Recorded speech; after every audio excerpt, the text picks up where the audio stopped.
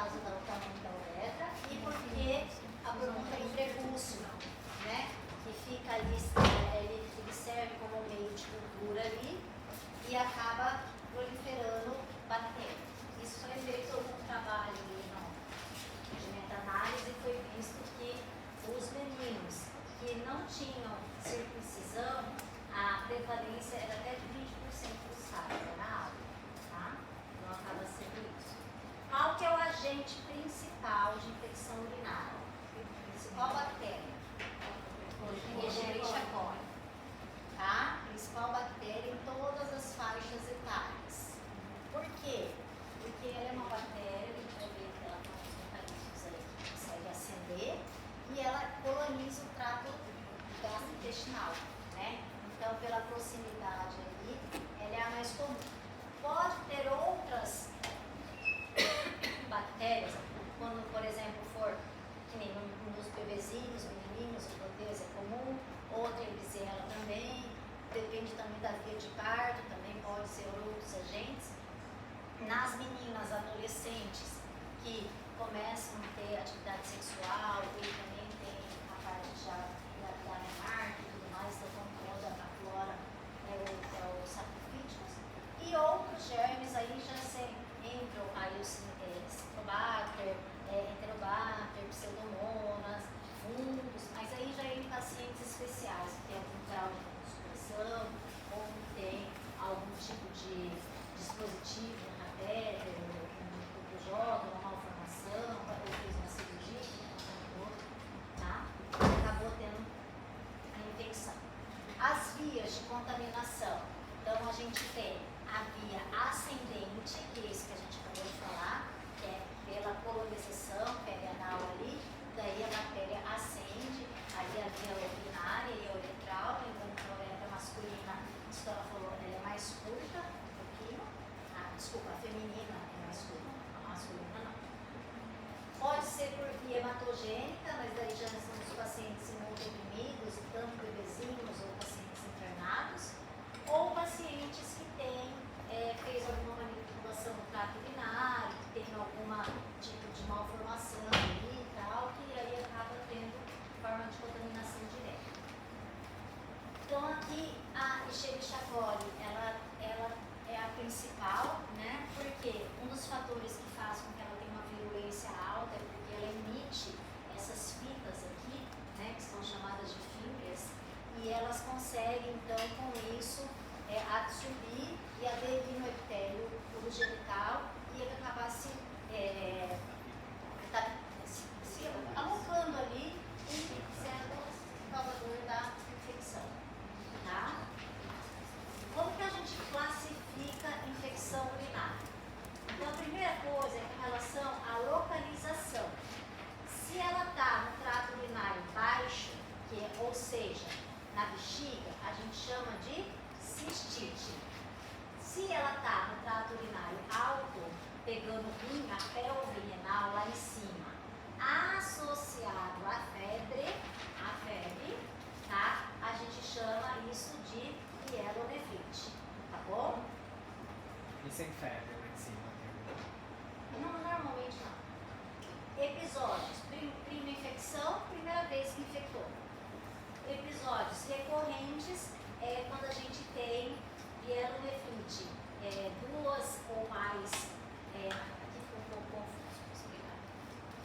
Presença de ou pielonefrite, só 2 ou mais episódios no período de 1 ano, ou pielonefrite com cistite nesse período de 1 ano, aí a gente considera como recorrentes, tá bom? Sintomas. Pode ter o que a gente chama de bacteriúria assintomática. O que é isso? É quando você faz a coleta do exame e vem lá uma bactéria no paciente que não tem sintoma nenhum, tá? Qual que é o tipo de paciente que pode acontecer isso? Hã? No idosinho. Ou na criança, que situação? Diabético, por exemplo. Vai ter sintoma. Neuropata, às vezes, bexiga neurogênica, está colonizada ali, não tem sintoma.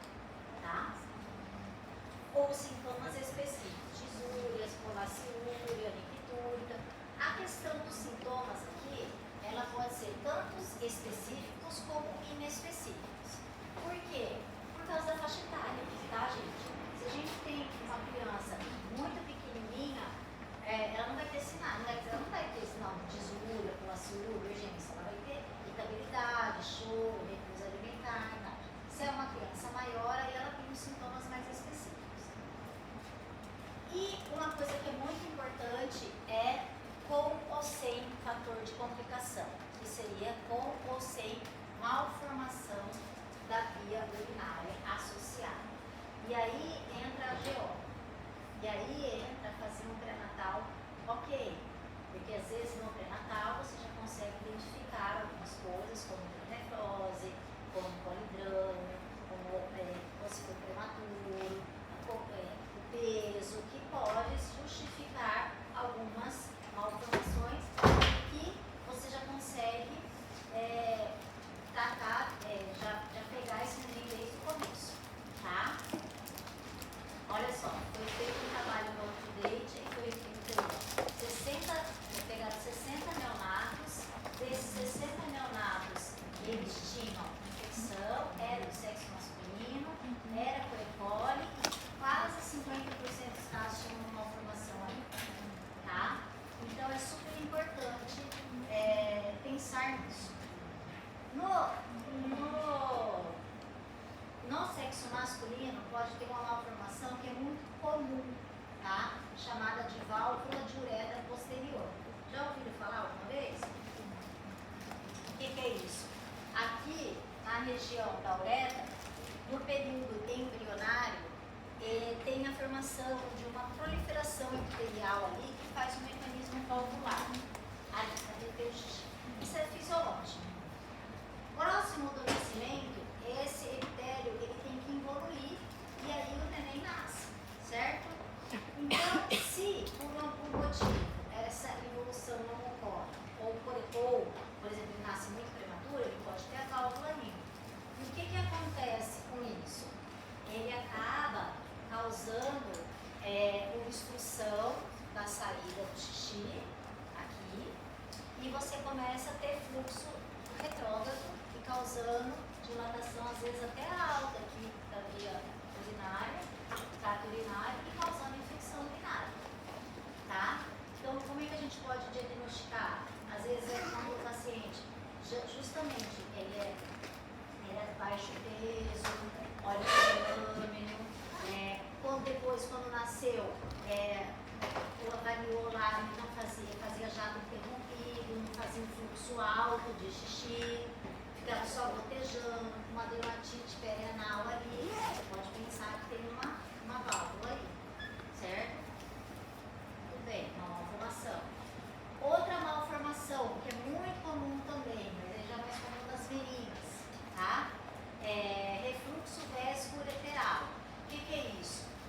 É quando o ureter, ele insere na bexiga, formando uma angulação, que quando desce, a urina passa pela uretra, desce na bexiga, ele se fecha, como se fosse uma válvula, sabe?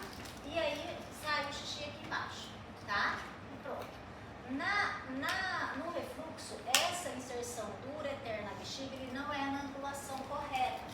E aí, quando desce a urina pela bexiga e faz a força de contração para ter a micção, começa a ter fluxo retrógrado.